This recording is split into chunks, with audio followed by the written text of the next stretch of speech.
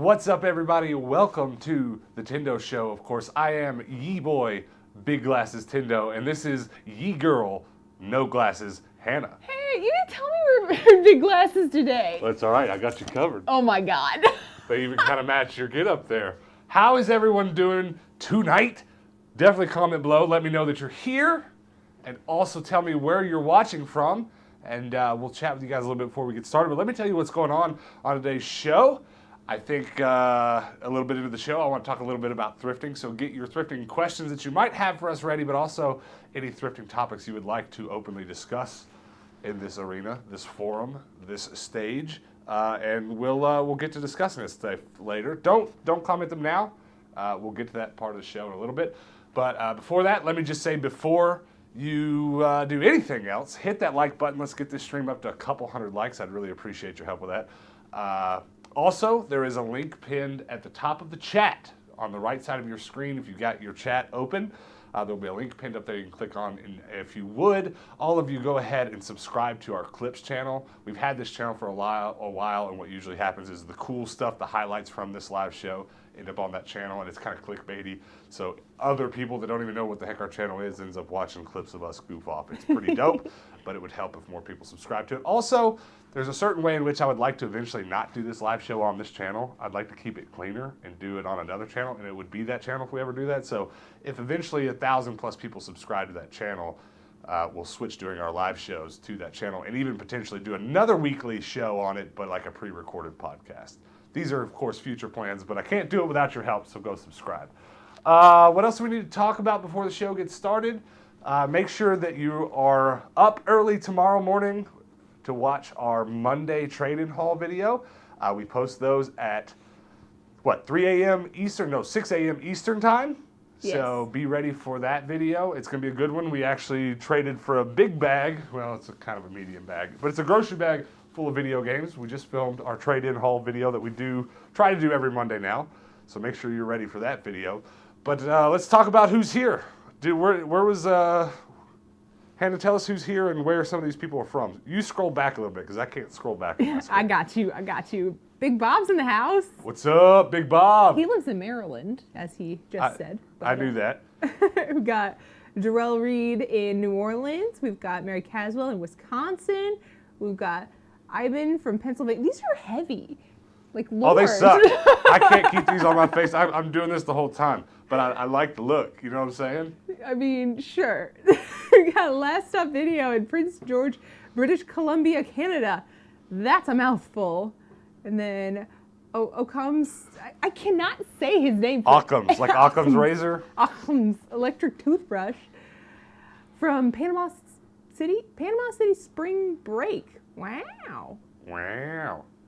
Wait, no. He said you look like a Coke dealer in Panama Springs. I can see that.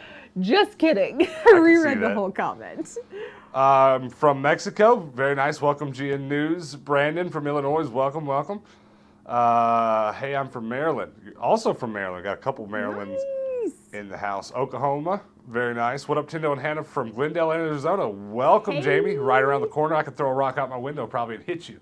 But I won't do that because I'm not trying to go to jail. You don't have that strong of an arm, so don't flatter yourself. All right, well. I got my spicy pants on tonight. You want me to throw something at you? How are we going to test this? We can come up with some sort of test to test my throwing arm. I think it's because these glasses make me look like I'm just eyeballs and a mouth. I feel spicy. Well, it makes your lipstick stand out even more. It's just like a red mouth and orange eyes. I look like a caricature. Sunblade is with Hillary in Chile, New Hampshire. How cold is it still up there in New Hampshire? It was 100 degrees here today almost. Well, it was like 90, but it felt like 100. It was piping hot. Joe says I have a noodle arm. Get out. I'm not defensive about my throwing arm. I don't know that I've ever prided myself on my ability to throw things, but I'm down to test my next week's live show, me and you have a throwing contest. That won't go well for me.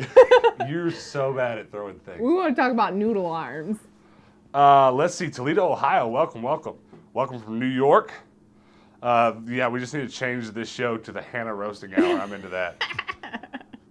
Let's see. Glendale, Wisconsin. Wow. Let's see. California, very nice. Lots of West Coasters here. But it has been getting hotter here in Phoenix, and I'm not really loving it. That's why I've got the tank top on tonight, because it's nice and warm. Kind of canceled by my jacket, I know. But I bought this jacket. You guys remember, does anybody remember our super early videos on this channel? We started kind of in the winter, so I wore a denim jacket with all these cool custom patches on it. It was pretty cool, and people really dug it early on in the channel, and I thought, you know what? During that first summer making these videos, I was like, I need to find another jacket and do a new jacket with new patches every winter. And I bought this one for the second one, and then I never did that. So, Rip. you know, it was a good idea. Poor execution. It's a funny jacket because it's like half sleeves for no reason. Yeah, and it's black denim, half sleeves, and the sleeves actually button up. It's very strange. And the only thing that would make it better, I think, is if it had yellow lining. Yeah. It's got bright red lining. The red lining makes you look a little magician-y. Oh, yeah. You see how I magically pulled those glasses out? That's what gave you the idea? That's your magic jacket now? Yeah, that's what it should be. Let's see. Hey from Santan Valley. I'm the guy that gave Zia that Super Nintendo volleyball game that you picked up a few weeks. Really, you traded that in? That's pretty funny. Small world, really. But Mickey says, yeah, that Mario patch was great. Well, it was cool because, you know what? Hannah, why don't you just talk to him? I'll go get it. Why am I just going to talk about it? I mean, that Mario patch was pretty cool. I remember having to sew pixel by pixel each line all the way down, over, down, over, down, over. It took like an hour, but I got it done, and it looked really good at the end of it. So I'm pretty proud of it. And then he didn't wear it all this winter. I can't find it! Because we got him a new one at the bins, and we just need to patch that one up, I guess. I think it's all the way in the back of the closet. Oh. I reorganized his closet. Is it on your side? No, it's on your side. Well, it's not all I've got. Did we take them off to put my Dragon Ball one on? No? Well, I can't find it.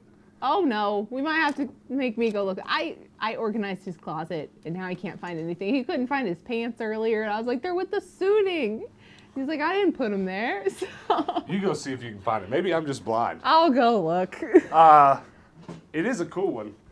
I really want to do something super, super custom to this one, but I don't know. Maybe you guys can drop some suggestions. What should I sew onto it? And our mod, Joe, just posted a link to our Discord. You guys make sure to click on that link real quick and join it. It's a fun time over on our Discord. That's another thing. When we first started this channel and started our Discord, we would mention it in every single video. Where was it? It took me 5 seconds. Wow. We would talk about the Discord every single video, and nowadays I mention it about once a week just to keep it from getting too much. But, ooh, look at that. Who's got a better jacket, you or me? I mean, the lace on yours probably will take the cake, but spin, go. I can't believe we both kept our glasses on. I know, and we stopped at the same time looking at each other. What do you think? We nailed it. What do you think, Jack? Keep this one on or put the black one on? I'll just keep that one on. You look, it makes your Batman logo pop. Does it? I feel a little. Your duck tie. It does. It does work. How about that? And bonus points for anyone who can tell me what this kanji stands for. What does that word mean? It's not what you think it is. Well, it's from what you think it is, but you probably have no idea, most of you, what it means unless you're just speak Japanese or. I always love random strangers that come up to you and they're like, "What does that Chinese symbol on the back mean?" Yeah. And you're like, "Turtle."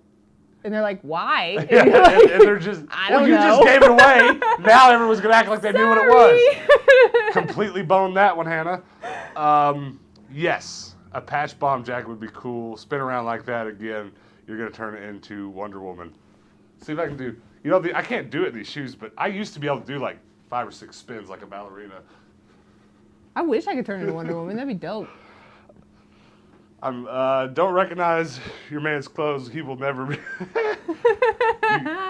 I can't get my Crocs back on. This is a problem.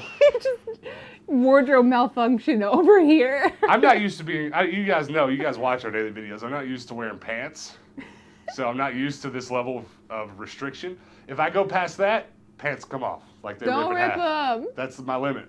You want to talk about the time that you were in a play in California and you ripped your pants like 6 times? You want me to tell the story? Or you want to tell the story? Hannah and I moved to California from our college town prior to moving here, and before we did though, what made us move to California in the first place is we took this really cool, like, several-month trip for Hannah to do an internship at a theater shop.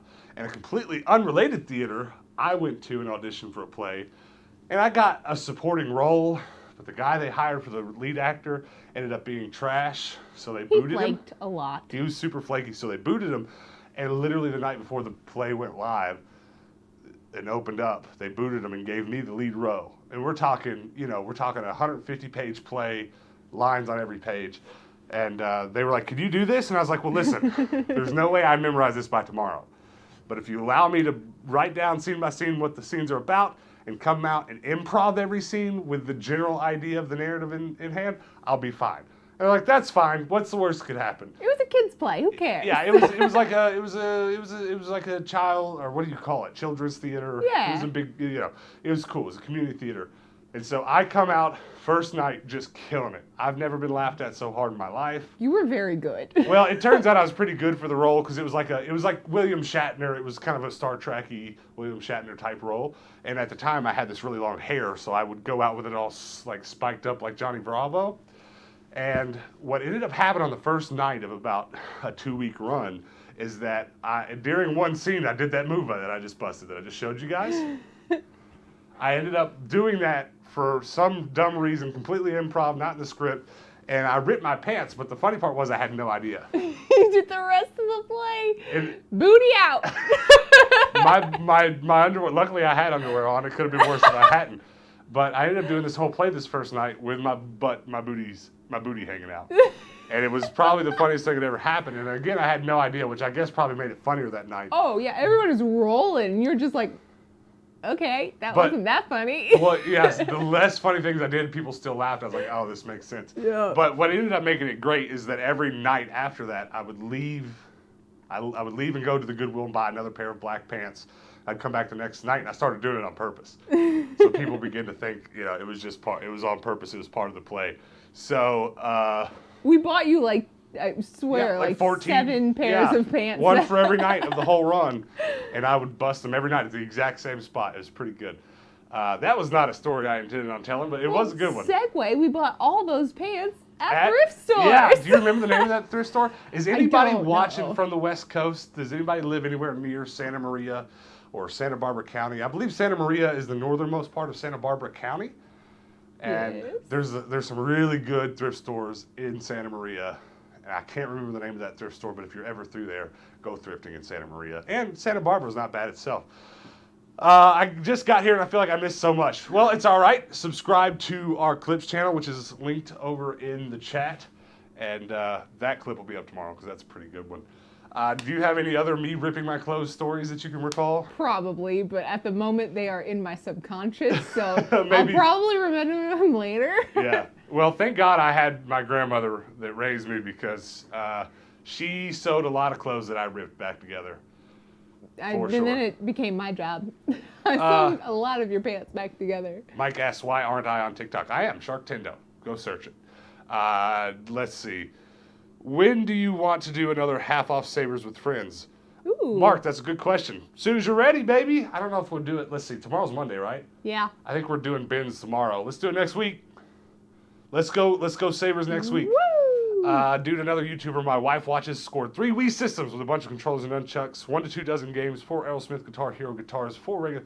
That's a good score. That sounds like our Goodwill bins Wii scores before COVID. Before COVID, you could walk into the bins any day and leave with, I kid you not, this is not even one morsel of exaggeration. You could leave with 10 full Nintendo Wiis. For real, you could. You could. There's no problem. Now I've barely seen one since. It's kind of crazy. They're all just like gone and just dried up. Yeah, well, as soon as they got crazy popular during COVID, all the regulars buy them up now. Do you own the Furby yo-yo? I do not, but it definitely sounds like something that I need. When are we coming to St. Louis again? It's a good question. Well, here's the honest answer. We don't know. It'll be sooner rather than later, but we We have found ourselves just selling so many of our custom jeans, and we're very thankful for it. But it keeps getting to where we're 50 down, and we'll bust it for a whole week. If you guys have noticed in the last couple weeks worth of videos, there's like 2 or 3 days in a row where we have the same clothes on. It's because we've been filming a few episodes in one day and then taking the next couple days off solely to work on jeans. But we'll just get such large influxes of orders that we end up back at being down 50, and we're trying to get to like down 20 so we can leave town for a week or two and go to Texas, go to Arkansas, go to Kentucky, go to Missouri, and then come back home. But as soon as we can. I mean, the cool thing about our lives is when we catch up in this way, we can just roll out. We're capable of doing that. We just have to catch up a little bit. What else we got, Hannah?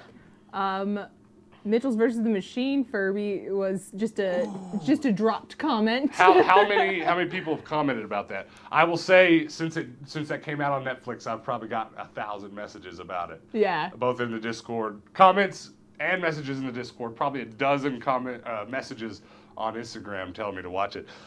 We can talk about that for a brief second. If you haven't watched on Netflix yet, what's it called? Mitchell's and the Machines? Mitchell's versus the Machine. Mitchell's versus the Machines. Yeah.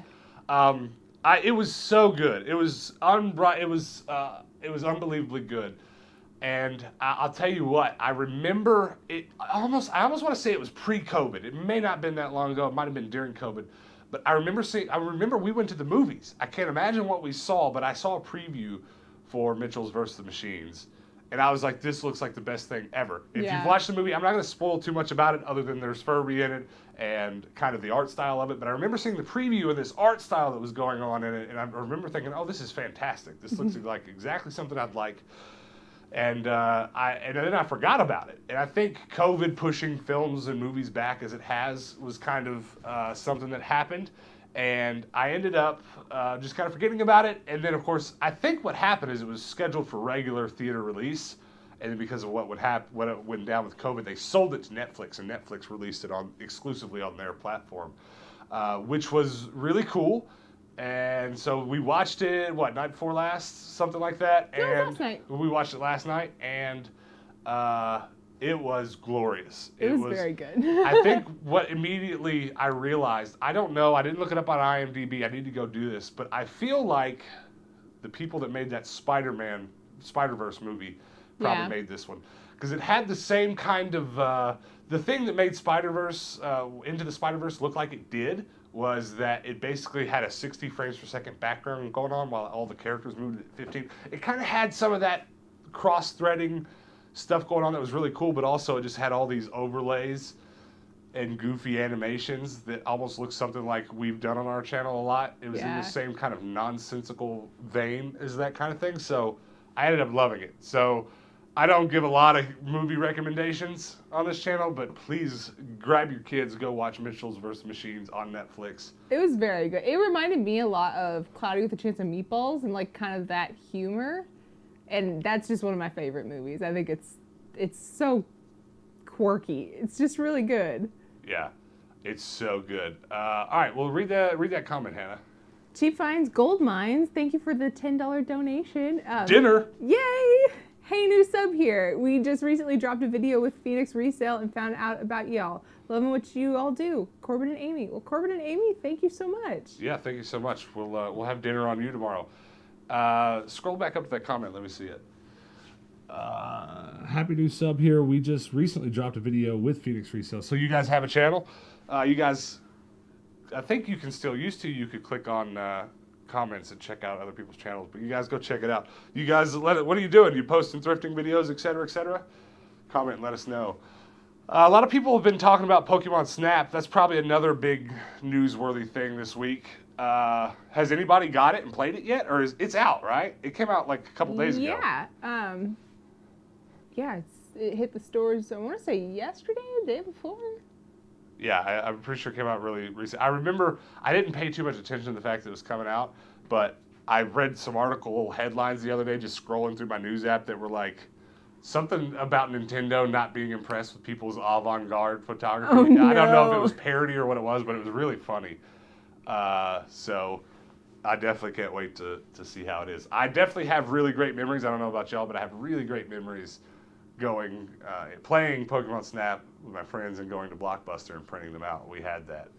And, How many pictures did you end up printing out of yours? You know, I probably only did it 1 or 2 times while it was really hot. It's not like something I routinely did. Just a very specific memory I have. I just wondered since, like, I don't know if that was like your early development of liking photography. You know, my earliest memory of photography besides that, I don't know how this correlated on my gaming timeline, but I had a Game Boy Color camera, or Game Boy Pocket camera, and I took that thing everywhere with me.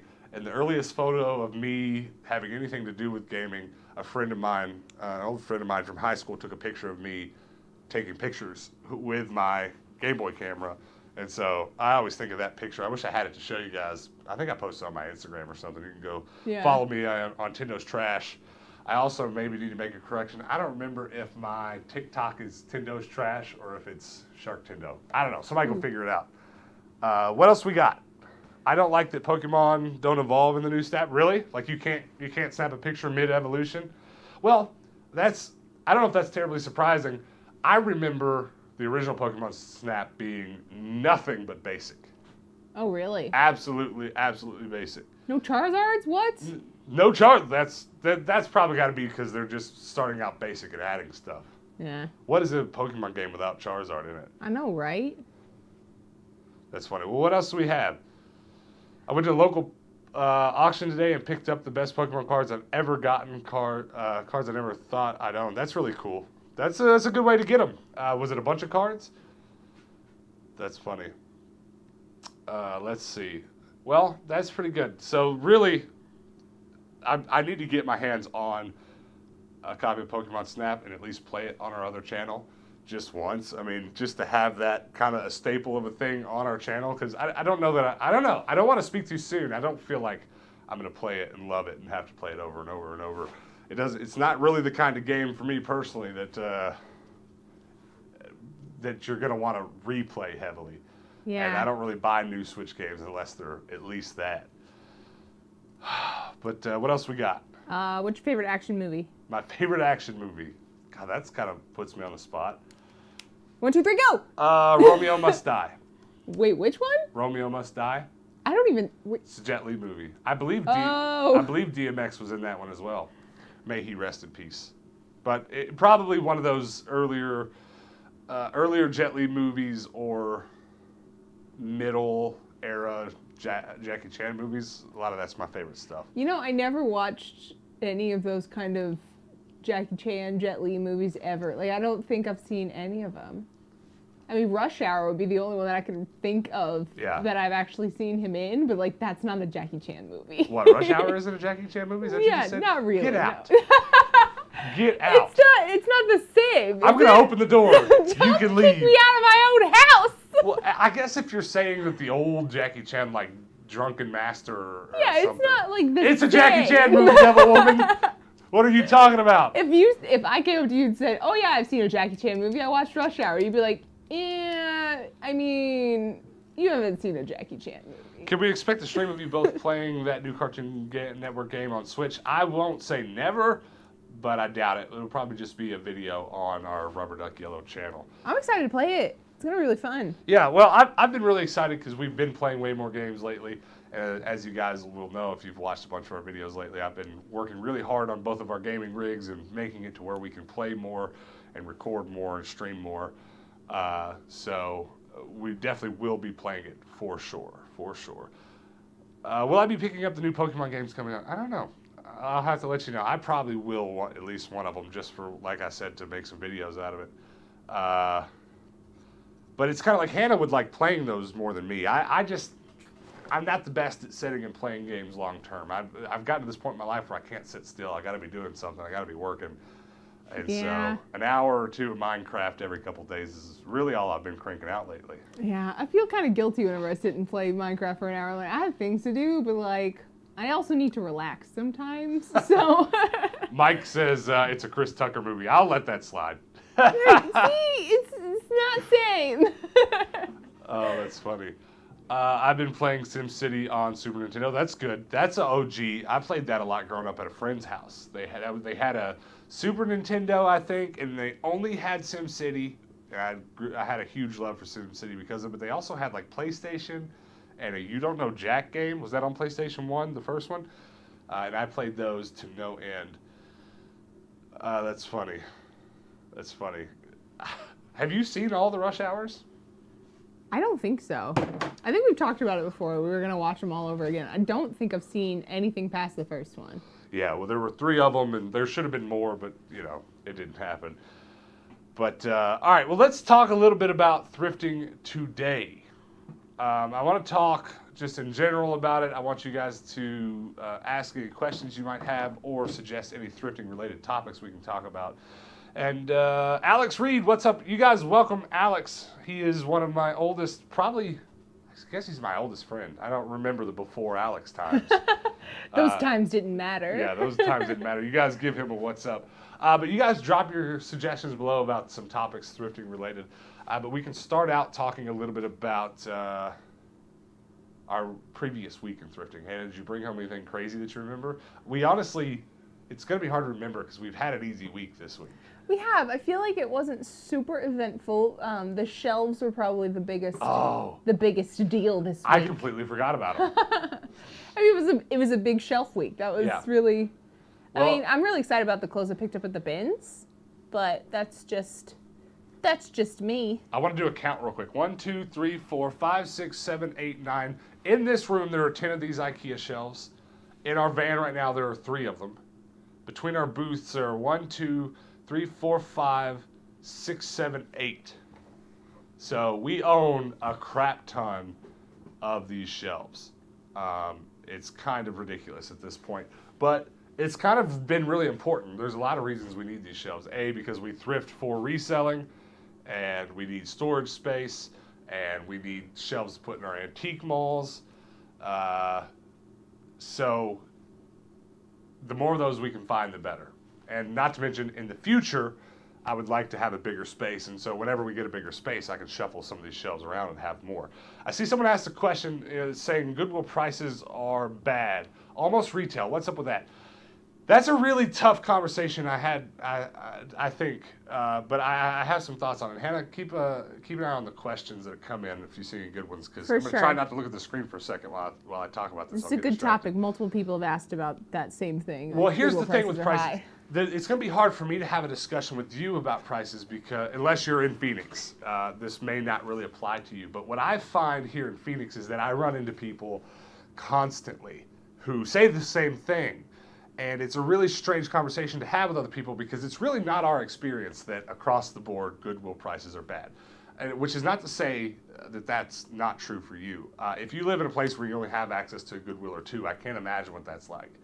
Here in Phoenix where we live, there are upwards of 100 Goodwills, and if you count all the other mom and pop thrift stores, St. Vincent de Paul, and the other chains like that on top of the mom and pops, it's an infinite number of thrift stores. So here in Phoenix, we have the added advantage of just being able to go on the other side of town if prices are too high, and they won't be.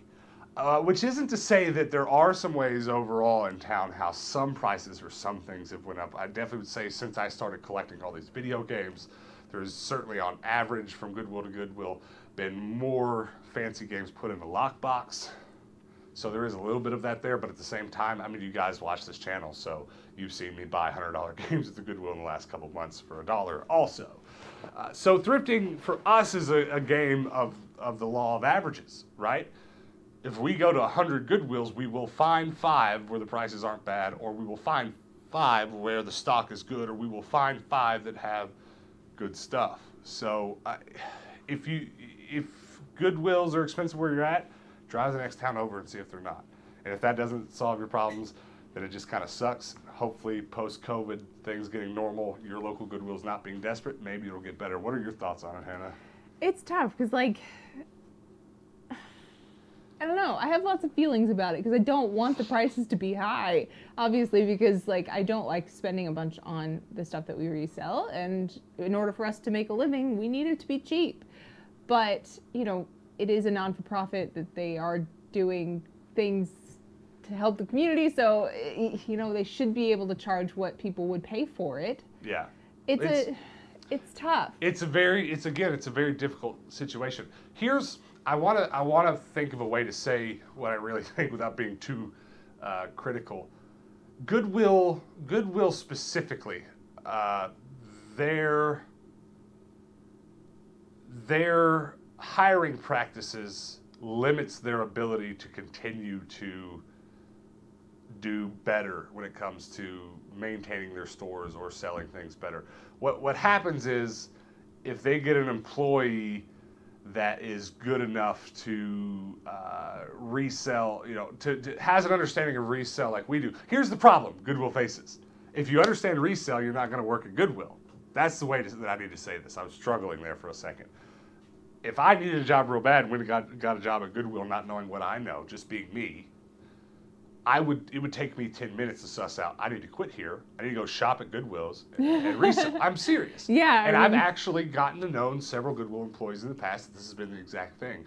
So I will say, in all, sure, Goodwill has gotten better at figuring out how to price things better, or you know what I mean? But you know what I've found here where we live, now that we've done this for several years in a row, I don't think they've held on to being better. I've walked into a Goodwill, met a new manager, saw that they were doing better for a while, came back to that same Goodwill 3 months later, because our rotation these days works out to where we hit about every Goodwill in town after about 3 months. Noticing that manager's gone, and they went back to not doing those new practices. And Goodwill bins can be even worse than this. Goodwill bins has such a high turnover rate, sometimes noticeable from the outside. I mean, I don't have any inside information, but you just walk into a Goodwill bins every day for a year. Yeah. By the end of, for us seasonally, there will be new employees because here they hire them and then it gets so hot, everyone quits. Yeah.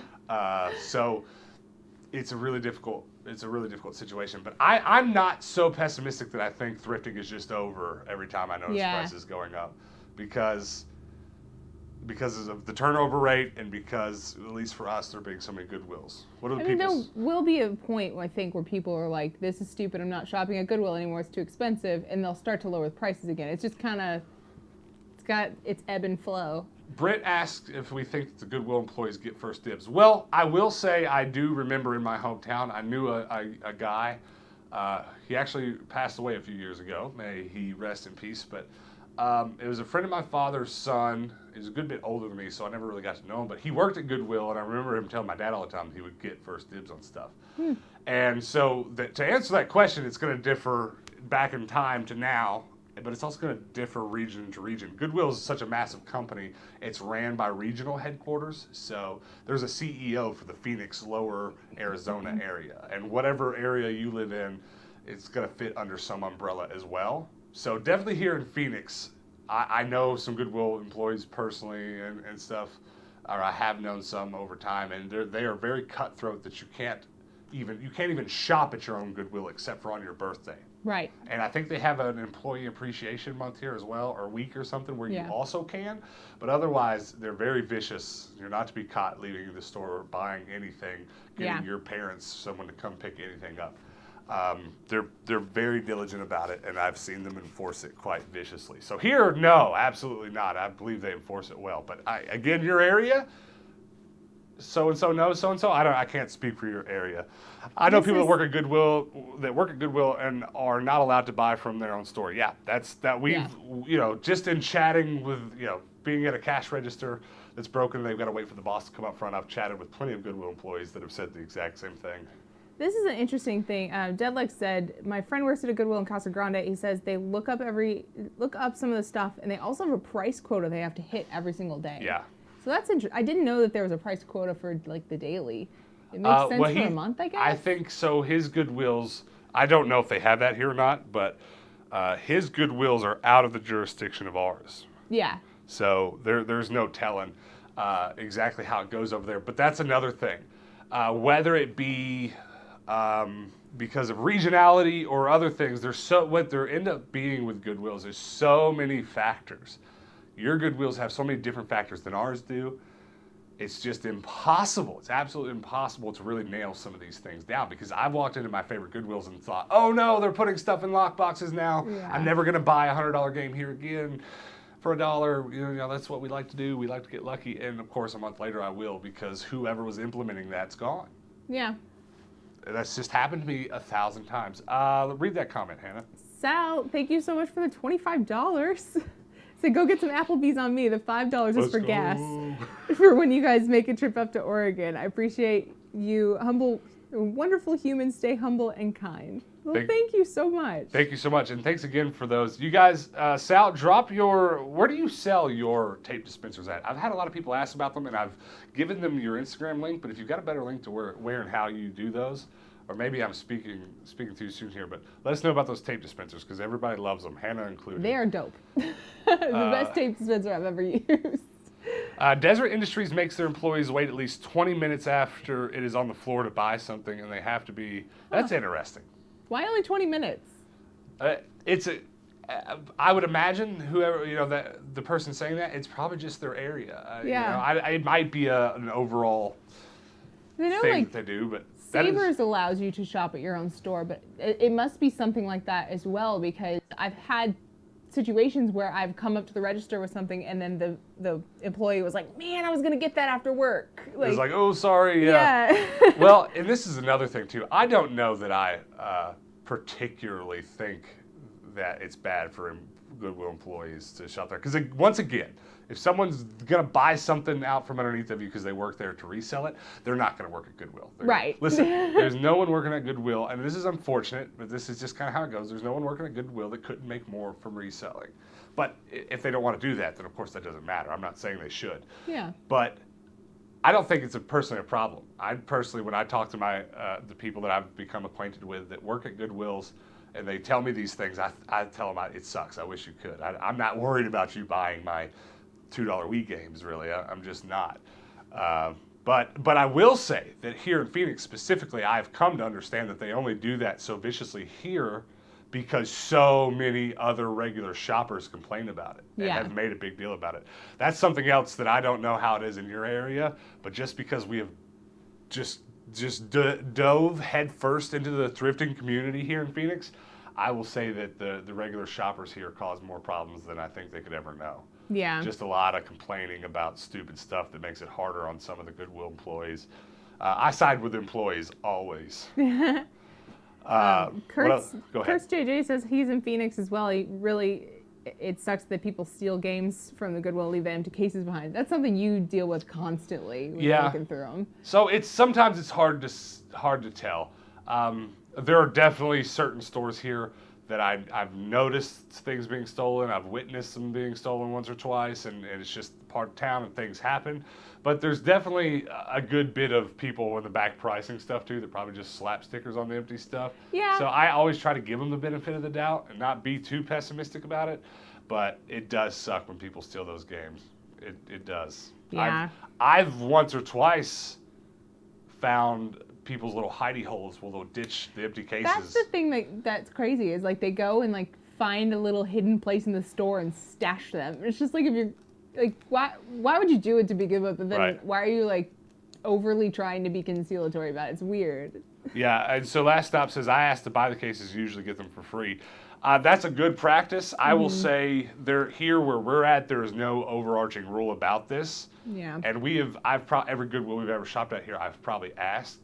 And over time, there's some Goodwills that I've just given up on even asking because they get so weird about it. Yeah. There's a couple Goodwills here in town that they do it enough. They have a standard practice. They say, yeah, you can. A lot of them are like, you can have it for $1. Yeah. But I've had people be downright rude about it. Like, what the heck are you asking me? Why would you ask me that? They're like, if you want it, buy it for the $3.29 that's on it. And I have sometimes. Yeah. A lot of times GameCube cases and stuff, I won't even ask. Sometimes I'll just buy them because I don't want to mess with some of our Goodwills. Our Goodwill stores in Arkansas hire mostly disabled employees. I don't know if that's local or what. I would say our Goodwills definitely do a good bit of that, and that's one huge positive side of the store because it's really cool that they do that. What happens here?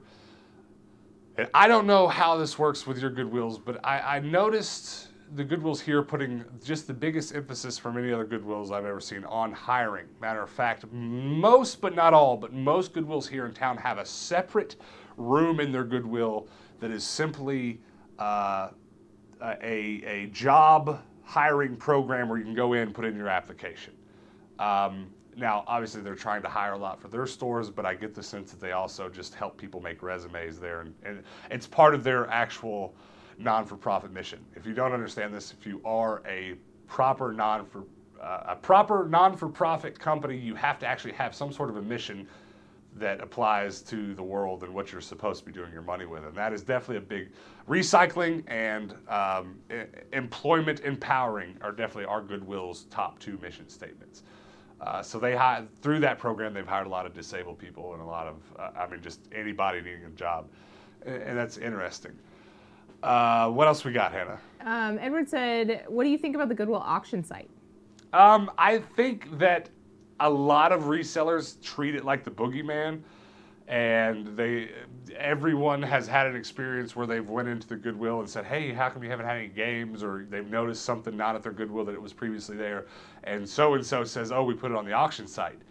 And I think a lot of people have let that turn into the boogeyman. I've heard so many people here locally say, well, you can't buy games anymore because they're putting them all on the auction site. I've had people say that to me here that I've ran into in stores constantly. And I'm just like, yeah, sucks. And then I buy $100 more worth of games that day. It's another one of those things that, yeah, it's happening, and it has been happening, and it will continue to happen, but it hasn't, as of yet, to me personally, affected what we do. But I think it's a cool site. I think I knew about it way before we started doing what we were doing because it was a popular way that I suggested. I used to give some guitar lessons and stuff like that, and some other musical lessons and stuff, and it was a way I often suggested some of my students to buy instruments pretty cheap. But that was because where we were at, there was a local warehouse for it that you could do your searches for locality, and you could actually, it was neat because you could go pick some stuff up from the Goodwill auction site. So that's cool. But I think the biggest complaint I hear about it on a regular basis is that shipping is always through the moon, to the moon and back. That's so rough. I mean, it's that way with eBay too sometimes, but. Yeah. Yep. Okazum's electric toothbrush said the same thing, that the shipping's too high. We were complaining about that back in, I'm talking 2010 when I was giving guitar lessons and stuff before Hannah and I even met. It's always been that way. They just make sure they get their money one way or another. Yeah.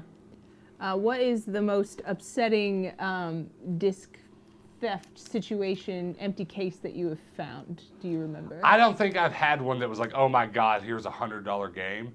It's usually like $20, $30, like some Pac-Man games. That was the one I found ditched in the back of the store. I remember that. Yeah.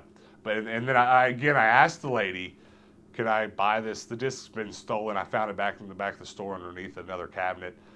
Or something. I forget what I found it underneath. And she said, well, she got real nervous and she tried to call her boss, didn't know what to do. So she ended up ringing it up for like $1 or something. And she opened it and showed the security cameras to cover her ass. Yeah. And then sold it to me. That's the only one that stands out because it got weird. I mean, there is no way for them to know that you didn't steal it. So I guess it's fair. Like, she couldn't just be like, hey, empty your pockets and then, yeah, like. So I do get it at some point. Melissa says, we were told all games went to the auction site, so he complained to the regional manager, now we have games. That doesn't surprise me a ton. Another thing about the conversation that we've already had about how Goodwill works and their employment turnover rate, something that kind of happens too, and this happens with any corporate place. A lot of you watching probably have some manner of corporate jobs, and there's always someone at a Goodwill that is changing things just to show their boss they're doing something. And sometimes I get this sense from Goodwills, just from, and again, purely observational, nothing factual here, but I often seem to think, oh, maybe this manager has just started this new thing to prove their boss they're gonna make the store make more money. And it's one of those things that I've learned to be comfortable with our reselling and not worry too much when I go into a Goodwill with high prices, because every time that has happened these several years we've been doing this now, it all goes away and comes back again. Yeah. We go through a huge thrifting cycle of sucking and being awesome. And I think what you just said illustrates kind of that exact same thing. He got a bunch of complaints from customers and he stopped doing it. But he only probably did it in the first place because, it's just busy work, Let's try this to make more money. If that doesn't work, I'll try this next week. That store manager probably has a clipboard in his desk full of ideas to try over the next few weeks that you're not going to know he has, but you're going to go into your Goodwill and observe these changes and be like, oh, crap. Just chill and see if it sticks. That's really my biggest tip for the day. Yeah. Resale Dojo said one of the managers here told me that they aren't sending much to auctions anymore as the product either goes lost or they aren't getting any credit for the sales. So I guess it can backfire on them sometimes too. Yeah. Well, that's an interesting one. I've never quite heard anything like that. Because another thing I don't have any idea. I guess that makes sense. What would make a Goodwill store send their stuff out that would otherwise make their store more money? I suppose if there's one overall auction site, then the money has to trickle back, or else none of the stores are going to participate, which makes it a whole other level of interesting, really. But that's interesting. I wish I knew more about it. That makes me wish I knew way more about it. Yeah, I wish I knew a lot more about the ins and outs of Goodwill conversations, because like, it would just be so interesting to sit and be like, actually, that's a good idea, but please don't do that because that would be really bad for us. But at the same time, like, actually, that's a terrible idea. You shouldn't do that. It would be curious. Yeah. I'd be curious. Well, Big Daddy Brian says he's going to hit the Goodwill bins soon. He loves that place. Well, that's the other thing about all these high prices. None of it really matters to us much these days anymore because the bins is so cheap. It's changed everything that we do. Also, Donald asked if we're going to do yard sales. We've done some on our channel. You have to go back a bit of a ways. I won't say never. If we're ever in a situation where we can, we certainly will. But being how early they are in the morning, and not only our reselling business, but our constant goal to continue to post daily videos, it has not made yard sales something that is conducive to what we do. So we don't spend a lot of time on them. A lot of people will drop in our comments and just scowl that we don't do yard sales and tell us that we're missing out and that we're missing the best deals. And it's like, I don't think so. I mean, because of where we're at, I certainly think if we lived back home where we're from, yard sales would be our main thing. But because of the weather here in Phoenix and because of our schedule, thrifting is definitely for us. But I do love yard sales. I grew up doing them and stuff. But let's see. What's this question? Hannah, are you known in your thrift stores, bin trades, and stores as regulars, or are you known as Tendo and Hannah from YouTube? That's a good question. How do you feel about that, Hannah? I feel like we're more known as regulars. Like, I don't feel like very many people at the thrift stores know us for our YouTube channel. Like, yeah, I would say 90% of the time we're just regulars. But I will say, as we continue to grow this channel, there have definitely been more and more interactions where it's been that. There's even been some people that, like, just because we've casually shopped at the bins with these people for a long time, we kind of just feel like we know them or whatever, and they just randomly come up to us, and we realize they now think of us as those YouTuber guys. So both, I don't know. But more and more every day, people are saying something about our channel. Well, it's interesting that more and more of the employees are starting to know who we are, not because they noticed us in the store, but like they found us on YouTube. They're like, oh, it's you guys. Yeah, oh, hey. And, more like just the last month or two, we've had more and more people yell at us out their car window. Now we do drive cars that are super obvious, so we kind of bring that on ourselves. It's true. Why is it so hard for people to hit the like button in here? 200 plus people in here and only 97 likes. Well, at least 3 of you hit the like button. At least get us to 100. There's a weirdly fine line you have to walk when making YouTube content about being too beggy about, hey, hit the subscribe button. Hey, hit the like button. Hey, subscribe to this other channel for me. Hey, here's my friend's YouTube channel. Check it out. Do it at all and people will complain. Once a week, somebody's like, I wish you'd quit asking us to hit the subscribe button. Why not just let it be what it is and whoever wants to subscribe will? And it's like, it's frustrating because if I go a week without saying hit the subscribe button, our subscriber count will slow up to 60%. It'll go down like 60%. And if ever I post one of those videos where I don't do this often, but you know how like once a month I'll post a video and at the beginning of it I'll say, guys, look at our stats, hit the subscribe button. Or I notice, oh, we're almost to 10,000 subs, hit the subscribe button. It'll be 300 subs all at once. You know what I mean? Like it's a thing. So I try not to be too beggy about it. But there's also a lot of people watching on their TVs. And not to mention, let me be honest with you, I don't want to be too pushy about it because I'm the worst. I'm the worst offender about subscribing and hitting like button. I don't know the last time I hit a like button. I really don't. I can't imagine the last time it was. I do. It's been on our friends' videos. Mickey says I hit all the buttons every time. I like the idea that they hit the like and the dislike. Just press them all, just to be safe. I got it. It's good. Just do it. That's funny. Let's see. What else we got? I'm getting a lot of comments that I'm cosplaying as Carmen Sandiego. No, it's just my hat. Is that why you're just Googling I Carmen did. Sandiego? I'm like, I don't even know if I know what she looks like. Dick Tracy, but red and female. I remember we found a Carmen Sandiego board game at Savers one time, and you had to explain to me what it was. So I was like, I've never seen this. I don't know what it is. Yeah, it was honestly probably in some ways a little bit before both our times, but I think there was, I don't know why I remember it, but I remember it pretty well. Thank you very much for getting us over 100 likes. Now, I mean, if you're watching on anything but your TV, go ahead and hit the like button. Where in the world is Carmen Sandiego? I feel like there was a cartoon that I watched, and then I think I had some Carmen Sandiego video game when I was a kid too. They should do a so-so button. If they did a so-so button, I would tell everyone, listen, just hit the so-so button. Don't hit anything else. How many games do I own? 3,000 something. How many NES games specifically? I sure wish I could read. Not many. 60 or so. 5 or 6 in box. About 60 and not in box. Bring out the TENDO puppet. You would probably earn some more likes. Maybe. I think the month's coming back around soon enough where we'll have a whole month of TENDO puppet. It's just a lot of work. It is. Have I ever complained about how much work it is to do puppetry? Yeah. And not to mention, all of our puppet stuff we ever did was green screen too. Yeah. Sucks. It was a lot. 134 likes, no dislikes. Somebody disliked this video. Come on. I'll dislike it. Yeah, just everybody changed their like to dislike.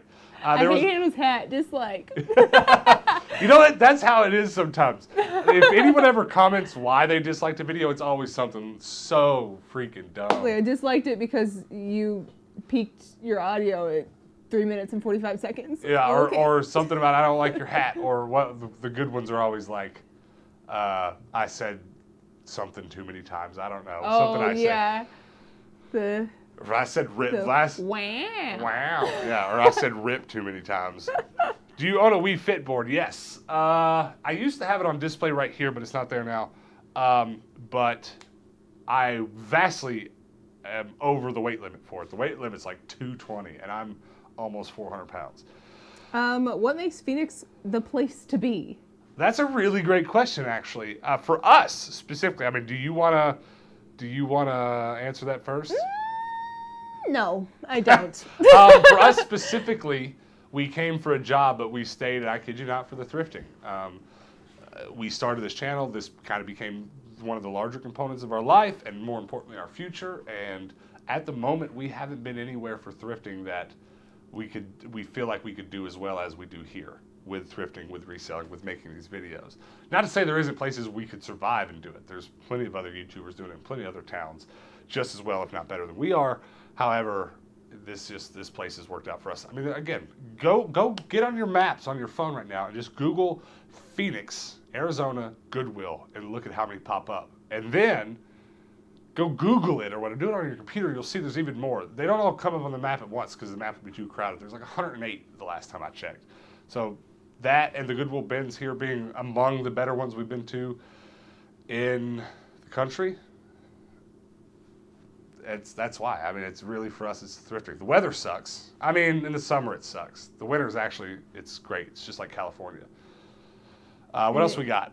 I mean, except for the summer. Yeah. Yeah, the summer sucks. 15 minutes away from where some of your relatives. That's pretty cool. Where do they live at? Allergies in Pennsylvania are horrible right now. They apparently are here as well. You want to tell them how many times I've sneezed today? Well, a lot of people like it here because of the dry climate. It doesn't mess with, it doesn't mess with the allergies so bad. But Hannah has sneezed a bazillion times today. I'm surprised you haven't done it on the show yet. Well, I think I know why. It's like whenever I'm in there sewing, I am slicing up jeans and I'm throwing around so much denim, all those little fibers just get thrown into the air. And some of them are a little dirty. And yeah, it just messes me up. I need to move to Midwest where stuff is cheap at Goodwill to look like retro area too. Yeah, well, you know what? Rick goes to a lot of Rick thrifts as much as we do to make his couple videos a week. I'm not saying he doesn't have good stuff, but you wouldn't believe how much time Rick puts in to find the good stuff. You're not wrong that the stuff there is cheap, but unfortunately there's not in the Midwest, and this was our problem. This is probably why we don't live at home, where we're from. Now, we could make it in St. Louis, around where Hannah's from, because there's a lot of Goodwill bins and stuff around there. But where I'm from in the Midwest in Kentucky, there's a Goodwill or two in a couple 100 miles. It's just not good at all. Yeah. And you can make it work there. I've bought good games there, but it's like you gotta stop every day. Every time you pass it up, you gotta stop, and that's the only way you'll ever. Well, your find good stuff. hometown is a lot better with yard sales too. So I feel like we would just kind of have to change what we do a bit.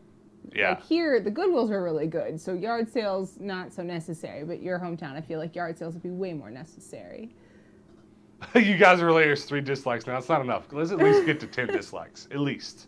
Oh my gosh. I wish. There's cartoon versions of, how would I say this? Of the tropes of. There are overall baskets that you can put negative commenters, negative content consumers in. There's like 10 general areas, and I've got a cartoon in my head for each one. And the funniest ones are the ones that decide for themselves that there is power in the dislike button. And I just can't imagine ever being a person with the type of personality that someone disliking my YouTube video got me torn up. But there are people that just think that it has some sort of power. And for me, they're cartoons. They are hilarious individuals. So hit that dislike button. Give me at least 10. Come on. Actually, but I guess when someone hits the like button, the dislike button, the likes go down, right? I think that's the way it works. Is I don't it? know. I don't know. Joshua, welcome. Glad you're here. Do you lose money with dislikes? No. Actually, what is good about the way the algorithm works is that no matter what the interaction is, an interaction is a positive for our video. Specifically. Not really. It doesn't really matter for the channel. But for that video and its ratio, or not ratio, but it's YouTube's metrics are measured in the time from being posted. So what matters is what has happened in this amount of hours from when the video went live. And so any interaction is a positive. So dislike it all you want. It helps me just as much. That's what's so funny about the people that drop into our videos. Hit the dislike button, complain about your hat, call you ugly, do whatever they're gonna do. And then I'll start arguing with them. And these people in their heads are like, oh, I've triggered TENDO. He's so mad. And it's not. It's like, it's so funny that you comment. And what they're doing, too, every time that they're commenting is that they have to come back to the video and hit play and watch another ad just to comment. And it's like, I just get a kick out of these people that think they're doing us so much harm and they're just helping the cause. So funny. My favorite comment today, I think, is that someone said that the brown duck looks like he sees something amazing just off camera. Really? Apparently, it's like the way his eyes. He does have those high brows. That's funny. He's like. That's funny. I've never noticed. That's great. That's funny. Don't be scared of dislikes. I'm not. They're helpful. Engagement is engagement. Resale Dojo said it really is. 7 dislikes. 3 more, baby. Come on. Y'all are ridiculous. That's funny. But yeah, I don't know. So just to kind of top off the conversation about thrifting, I didn't really know if it would go to this, but I also kind of thought it might, just going to being about prices. Because I will say, I mean, if you do reselling for a living or in any part for your income, I can see it being scary. You know, these times, especially post-COVID, things getting more expensive can be detriment to what we do. But if it does, guys, just find a new way. If it got terrible for us tomorrow at every Goodwill, we probably would adapt and do yard sales. Yeah. If we had to. There are plenty of other places to find people's junk they want to get rid of. For sure. The heck, I could see myself going back just to dumpster diving for furniture. Oh yeah. I mean, it was way easier when we lived in California. But, we found some good futons and stuff here, especially during beginning and end of college season. So Hillary said trolling the trolls like a boss, and then Niagara called me the troll of trolls. Have you ever seen a human being that looked more like a troll than I? Oh my goodness. I don't know why trolls walk like this, but they do. Apparently. That would have been way funnier if you could see my legs. My legs were doing the comedy bit, and the ducks effed me up. Yep, no. Dislike for the ducks. Dislike the ducks. 1, 2, 3 dislikes. Dan says, watching a video of a guy in a denim suit begging for dislikes. I like how I spend my Sunday nights. I did too. You didn't even mention the tie. I'm kind of disappointed. So Your little tank top underneath. Like Anna, answer this question for yourself. Oh. Because everyone knows my answer. What Pokemon type would I be? Yeah. Oh, what type would I be? Did it say type? I yeah. can't read. I mean, according to today, apparently I'd be a fire type. So I look like That sounds I look good. like a Vulpix right now. I look like a battle troll. I'll take that. If prices go up, there will be less competition at the thrifts. I would just adjust my buying criteria. I don't know. I would love to get to the point where we're not so dependent on as much thrifting income as we are currently generating, to where we can just knock off and go to LA for a couple weeks with a giant trailer and pick up trash furniture and, do some flips that way with some nice tables and chairs that we just used to always see in the trash. Because that's what it'd be a nice change. We could definitely sell some furniture. Yeah. Up to 11 dislikes. We made it. You made it possible. We did it, guys. We all did it. Good job. Now what's going to be really funny is someone's going to only watch the first 5 minutes of this video and we get this comment a lot too. Who disliked this? Why could you dislike some? And someone's going to be really concerned that this video has many dislikes. What happened? TENDO stripped. That's what happened. Yep. He took his clothes off. I should just change the name of this video to I Get Naked. I Get Naked. That's funny. TENDO is Lugia. That's not bad. I mean, that's my favorite Pokemon. Well, my favorite winged Pokemon, I guess. I mean, you're definitely a Snorlax. In body shape. I don't know how Snorlax walks, do you think? It's more of like a sumo. Yeah, it's like a sumo wrestler. That's funny. So we have Hannah's answer. What about you? Type? If we're just picking type. I mean, what type is Snorlax? I think he's normal or a fighting. He's an eating Pokemon. He's an eating type. I would be an eating Pokemon. I would definitely be an eating type. Oh. Imagine if it was 106 likes to 106 dislikes and there was 212 people here. That would be some mathematical impossibilities. That'd be crazy. Can you like and dislike a video? No, it makes you keep one of them. That's a bummer. There have been talks about YouTube removing the dislike function entirely. I don't care. Again, it has no effect on my life whatsoever. But their excuse for wanting to remove it is the mental health of their content creators, and that's a whole conversation we don't need to get into. Let's see. Negative comments also do the same. A great conversation is what I look for, showing appreciation for the content creators. What we do isn't easy and can be time consuming. It is time consuming.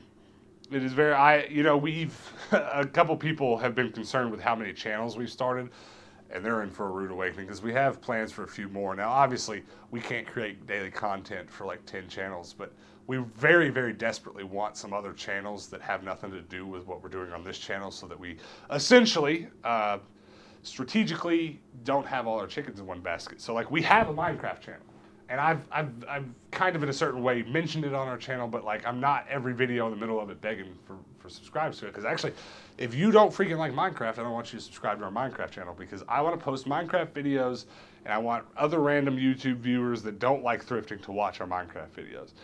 Because we're trying to do this for a living, guys. I don't know how clear I've made that over the course of our 300, or actually, by the way, don't tell anybody, but we just posted our 700th video on this channel. That doesn't mean 700 days in a row. There's been a lot of days with double posts. That counts live streams. That counts the 10 or 20 videos I let sit on this channel for 100 years before I actually started what we're doing now. I'm Dragonite. I like that. I'll take Dragonite. Everyone's just tucking it. Everybody, quick, comment below, or on the side, I guess. What Pokemon are we? Pick for us. We'll take the top one. What was I even talking about? Other channels and stuff. Yes. I don't remember why I'm talking about it is my problem. I got distracted because I like Dragonite. But just in general, with other channels and stuff, I can at least finish the thought. We're trying to get to the point where we can pay for everything we want to do just by making YouTube videos, which would then allow us to go make the kind of specialty thrifting videos, clever stuff we want to make one day. Congrats, thank you very much. It does feel pretty cool. It was a weird notification to get. Congratulations, you posted your 700th video. I was like, crap. Because I think at some point, I will. I don't think I'm there yet, but I think at some point I will have posted more YouTube videos than I turned in finished products for hire for video editing.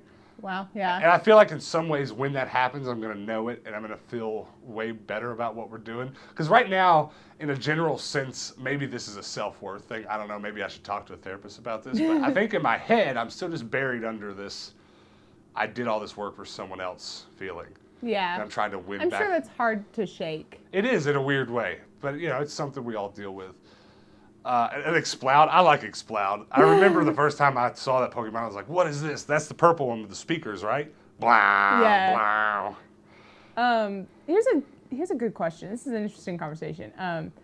The Occam's electric toothbrush. I'm just going to say it wrong on purpose. You'll get it right one day. What does a typical day look like for y'all? Daily posts, thrifting, sewing jeans. Y'all seem so busy all the time. Like, what is an actual day? Not just the snippet that they see. Do you want to answer that or do you want me to? You go ahead. I mean, what do you want? Do you want the 9 to 5 tick? Do you, or do you want just a general explanation of what we actually do inside of a day? That's tough because I feel like each day can be slightly different. Well, the cool part for us is every day is incredibly different. I don't know if it's undiagnosed ADHD. It certainly could be, but I definitely work in a way where I struggle to the max to do the same thing in repetition. I like that we can do a bins day, a desert day, etc. And you know, so I guess in a general sense, what we do on most days is we wake up varying times because Hannah likes sleep more than she likes me. I mean, I'm sorry, but it's probably true. We wake up when we wake up. If I had my way, we'd get up at 7. And we're at the thrift stores that open at 9. And we thrift, not as long as you'd think usually, probably from 9 until 10:30. We could usually hit 3 Goodwills in an hour and a half. And at that point, we know pretty much what the episode might end up being. There's a lot of ways in which what we find at the thrift store influences what we do the rest of the day, because my biggest goal, Hannah's biggest goal, is to create more custom items, designs, further her clothing business. My biggest goal is to further our YouTube, because those two things right now are our biggest sources of income, and they're about equal at this point. And we're kind of just at this point where, like, whatever's going to give us the most money, we're going to kind of chase after in I think a responsible way, personally speaking. But we're just trying to get to that point where we make enough money, and we're getting closer and closer by the month, and certainly by the year, to where we can then comfortably go travel. You know, we talk so much about travel on this channel and things. So I'm saying this to say my goal is to make our YouTube videos better and better. So I tried to cleverly go, you know what? I bought this shelf today, as you've probably seen in this last week's worth of episodes. I'm going to go customize it and make this really cool video about a customized shelf, make sure people want to click on it and leave impressed. So what'll happen a lot of days is it'll be 10:30, I've got the shelf, I need to go to Walmart and buy this light strip, whatever I need to do to customize this. I'll go home, finish this video while you work on jeans.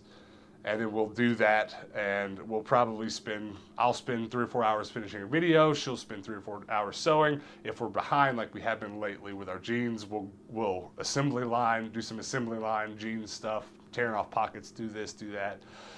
We try really hard most days to wind down by 7 and spend some time just eating dinner and watching a movie or something after that, and or playing lately Minecraft. But it doesn't always go that way. A lot of time, like lately, I've had increased editing because of some other behind-the-scenes things I'm trying to get done. So I don't know if any of you noticed, but I didn't post a reminder for today's live show at all today. And part of that was on purpose. Well, here's the honest truth. That's what I planned on doing. I wanted to see what would happen with our live show if I didn't put a notification up at whatever. What do I normally do, like noon? Yeah. That was my plan yesterday, and then actually today I forgot anyway. So even if I wasn't going to do it, it wasn't going to happen anyways. That happened because I spent about 6 hours today editing video, and my brain hurts because of it. I'm actually not done with it. So as soon as this shirt is over, we'll probably go eat something, and I'll finish that, and Hannah will probably get back to work. So I mean, it's going to be, it's 8:10 right now for us, which means tonight we'll be lucky to be done working before 11. Yeah. And that probably sounds ridiculous, but basically what we've been doing or trying to do is we do work several days really hard, and then we take several days where we try not to work as hard or at all. It's kind of I'm sure plenty of you have jobs, or plenty of you have friends, parents with jobs that are that kind of thing where it's like a week on, 2 weeks off, but that week's brutal. That's really how our life looks these days. So the days we are working, they're brutal. The days we're not, we try to chill and eat too much. Does that feel like that answers the question? Yeah, I feel like it's fair. I mean, we do pack as much as we can into a single day without making us go insane. Yeah. Like, I mean, there's not really a lot of downtime in our day where we're just not working. But you're right. Like, we do set a time each day to go, okay, we're going to work until X time and we are going to stop and chill out, go to sleep. Yeah. Like, that's the plan. But it's an interesting thing too. Like I try to feed my own interests too. So like I've made a lot of friends playing Minecraft and doing Minecraft stuff. So like having a Minecraft channel has been extra editing for me. But like it's strangely already successful in a weird way. Like there's such a hunger out there for Minecraft stuff right now. People who have never heard of us are subbing to us and think we're just Minecraft people. They don't know what you guys know about us, and it's kind of hilarious. They don't know us like you do. Yeah, it's kind of nuts. Well, it's nice that we're able to channel our actual interests into our jobs and like making this all work so we can work and play at the same time, you know? Mitchell asked about getting a glass case at Merchant, which if you don't know is where we do some of our reselling. Do we have any tips for you? And you're going to sell video games. I don't think there's a lot I can help you with. As far as those boxes go, there's one guy that I've seen that semi-regularly has a few games. If you put a whole glass case of video games in there, I think, I obviously don't want to promise you how it'll go, but I know you'll have a little bit of a leg up because there's not a lot of people there selling video games. Yeah. The only other person in that whole store that sells a ton of video games would be me. Yeah. There's a few other booths that have some small stuff, but I'll tell you what, if you put quality game stuff in there, it'll probably do well because our stuff's a lot of shovelware. It's not stuff, but I price it cheap and people want some of it. And we don't have it in a like prominent space of like, here is 300 video games to choose from. We have like a little section on a bottom shelf somewhere. So like our main focuses are like the Lego table, the Nerf table, and the Thomas table in the center. So if you're looking for video games, like you may miss it in our booth. Yeah. So it could work out well for you. Yeah, so I don't know, just write legibly on your price tags. That's a big one. I don't know. Work on your display as much as you can. It's hard to put a bunch of square things in those lock boxes and have them all displayed well. But let us know how it goes, though. I've never had a lock box there, so I'd be curious how it goes for you. What is our favorite old jobs we used to have? You go first. Do you have a job you liked? My favorite old job would be when I worked at the costume shop in college. Our theater program had a opportunity where you could actually work for the theater company and get paid for it and have an actual job and also learn at the same time. So I was able to get a job working sewing clothes for all the theater productions, and it was pretty awesome. I don't know if I have a favorite one. I can tell you what I liked and disliked about a lot of them, but I definitely never enjoyed what I'm doing as much as this. I guess my video job, doing what I did prior to this, allowed me to travel, which would probably make it the good one. But, I had a job back home where I worked at a video production house, music recording studio, and I really liked the guys that I worked with there. That makes it good. Yeah, that was good. So between those two, I guess I'd have to say my video job. I'm trying to think about your job past, and you did a lot of crap work. I've done so many stupid things. That's another regular comment. People are surprised how often what we're doing in a day I can tie back to an old job. and it's usually because the two major jobs I've had in my life are jobs that allowed me to travel and do other things. So they weren't just my jobs, they were just life. Yeah. But someone says, "Do you ever have a dog?" I had a Great Dane right before Hannah and I met. He died about a year before we met. It was the last dog I had we've not together had a living situation that would make a dog feasible. Yeah. I mean, the cats in our apartment is already, it's like, that's like threshold. I feel like a dog in this apartment would be very difficult. Right. And I mean, we run around all the time. The dog will probably not be in the apartment Right, with us very often, but. Yeah, and if I get a dog, it has to be the biggest dog on earth too. So there's another problem.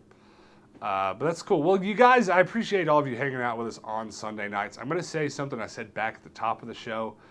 There is a link in the chat box. If you go to the top of it, you'll see my name highlighted with some text, and you click on it, there will be a link. Click that button and go subscribe to that channel.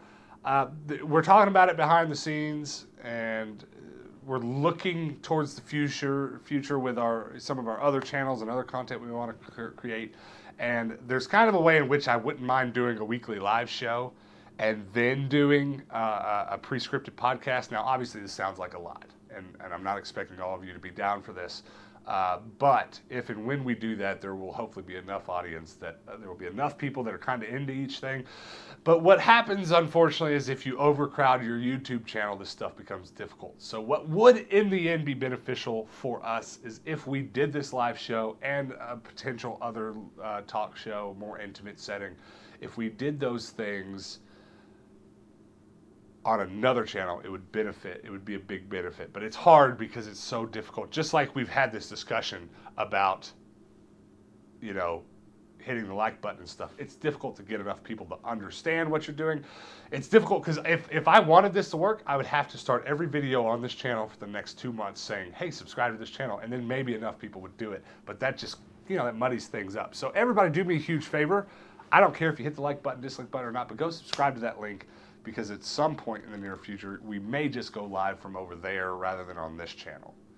There's a lot of way that would benefit us. So we are going to wrap up the show. So if you have any final thoughts, if you have anything else you'd like to say before we go, definitely get it in. We're going to jump out of here in about 5 minutes.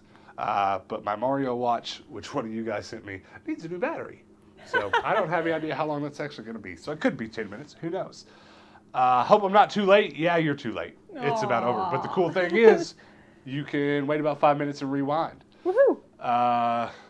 But I appreciate you guys. Thanks all you guys that are subbing. That sub count is going up. I don't know if and when we'll do that. Doing this show on here is not hurting our channel, really. It's just a frustrating thing. Like, I want to stream video games to people watching. That's such a fun thing to do. It makes the video games better. But, like, I go through this struggle every time. I'd love to build a Twitch, which I have a couple hundred followers on Twitch. Speaking of which, there is a link in the description. Go follow that if you're into Twitch. But it's at the same time, I've got 10,000 followers. That means if I go live on this channel, 5,000 of you are going to get a notification. And that's super dope, right? But I don't want, again, you don't want to cloud up your YouTube channel. You don't want to send out too many notifications about stuff that people don't care about. And way more than 5,000 of you guys don't much care about whether or not I'm streaming. I understand. The hope is to get 100, 200 of you like we have here now to come hang out for that kind of thing. That you'd be surprised how accurate that ratio, 10,000 subs to 100 live viewers is. You look at a channel with, like PewDiePie. He has 1 million subs. He goes live. He has a couple thousand, viewers. It's just how these ratios is how it works. So I have this struggle where, man, I'd love to go live. I'd love to send notifications out to all of you, but I don't want to do that. So then I'm like, well, I'll just stream on our second channel. It's a little bit less, but it makes a little bit more sense. And then it's a bummer because then only 800 people have got notifications, and I could have just sent out 5,000. It's such a strangling thing, But I'm complaining about being a YouTuber, so I'll shut up. When are you going to visit Las Vegas again? Good question. Hopefully soon. My parents were just there. Yeah, her parents literally just flew home yesterday. It was yesterday, yeah. Kyle says, I watch y'all every day. Thanks for watching. Thanks for being here. Has anybody else said anything we need to address before we get out of here? Just the usual? The usual. How many dislikes do we have? I don't think it'll show me that. It doesn't even tell you? No. Boo! Somebody quick before we get out of here, how many dislikes do we have? You guys are all full of knowledge, used to go under the name Howl Franktown, and y'all inspired me to do YouTube. Cool. I hope it's going well for you. Amazing. Sheboygan. Good Sheboygan to you. I think Sheboygan. We need to turn that into a greeting. I'm going to start out all our videos from now on. Good Sheboygan to you. All of Sheboygan's gonna be like, oh my God, stop. Well, no, you know what it's going to do?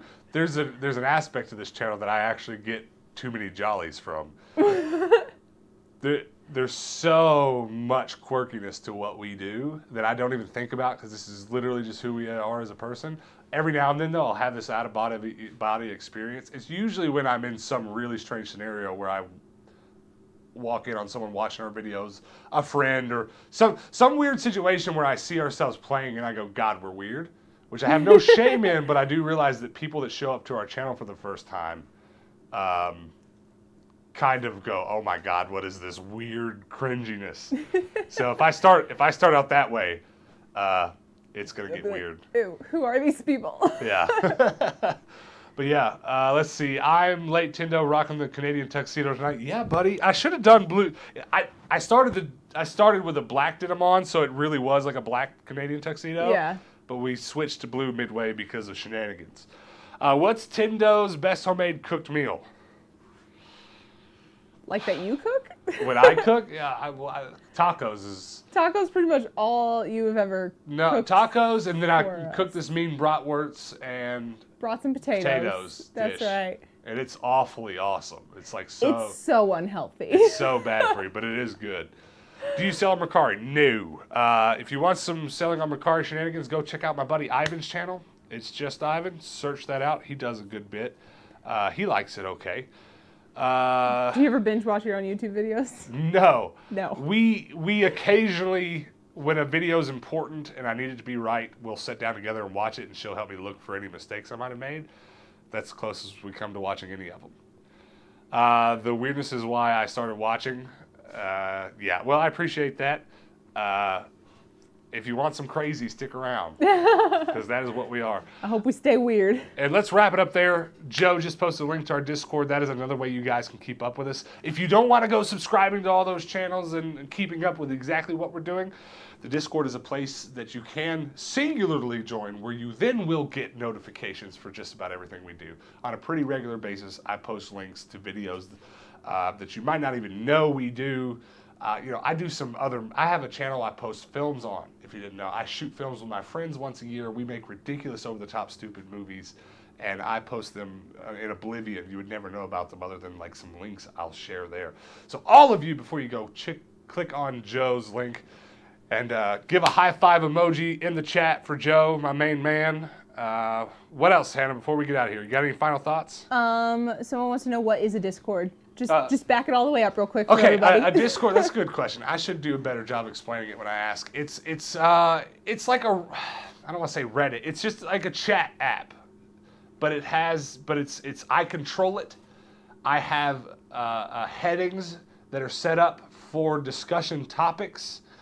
So a lot of people come to it just to both observe other people's thrift finds, but then also post their own. So that's a big core part of it is people just talk about thrifting over there.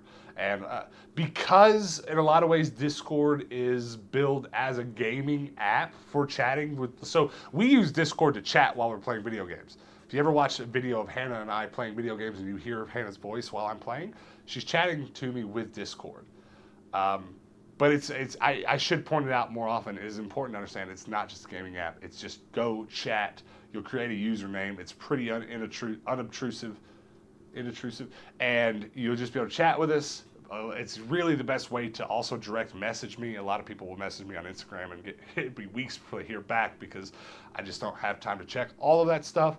But the Discord is a place where we kind of localize everything we do. I send out notifications when we're live on other channels or whatever we're doing. So a lot of you watching, go join the Discord. The link is in the video's description and you can check us out there. But I appreciate each and every one of you being here. Make sure you're back tomorrow's video. Watch it as early as you can so our numbers can pump up in the morning. We will be posting another trade-in haul video. Hannah and I went and killed it. Traded in a big stack of X for a big stack of Y. Fat stack. Mac Daddy stack. Let's end it there. I want Mac Daddy stack to be the last word of this video. Get ready to hit the end button. All right. Click it once. Click it once. And get ready. And Mac Daddy stack.